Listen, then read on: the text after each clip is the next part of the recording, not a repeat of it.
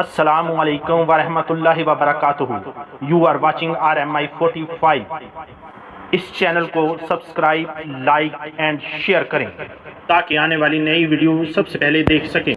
حضرت انس رضی اللہ تعالیٰ عنہ بیان کرتے ہیں کہ رسول اکرم صلی اللہ علیہ وآلہ وسلم عید الفطر کے دن نہیں نکلتے تھے یہاں تک کہ کچھ کھجوریں تناول فرما لیتے اور تاقدد یعنی 1، 3، 5 میں تناول فرماتے. صحیح البخاری حدیث نمبر 953.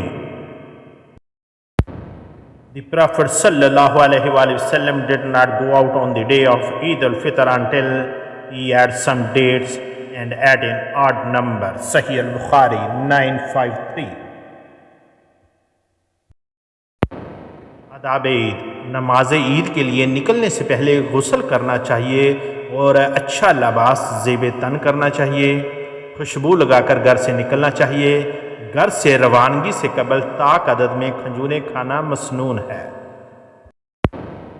رسول کریم صلی اللہ علیہ وآلہ وسلم نے فرمایا جو روزے رکھے رمضان کے اور اس کے ساتھ لگائے 6 روزے شوال کے تو اس کو ہمیشہ کے روزوں کا ثواب ہوگا.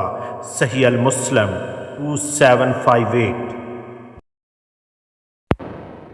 ظالموں کے اعمال سے اللہ کو غافل نہ سمجھ، وہ تو انہیں اس دن تک مہلت دیے ہوئے ہے جس دن آنکھیں پھٹی کی پھٹی رہ جائیں گی. سورہ ابراہیم 4:2. Do not understand God unbeliever in the deed of the wrongdoer. They have been respite till the day on which the eye will be turned away. سورہ ابراہیم 4:2. اللہ اور اللہ کے رسول صلی اللہ علیہ وآلہ وسلم سے بہتر کس کی بات ہو سکتی ہے.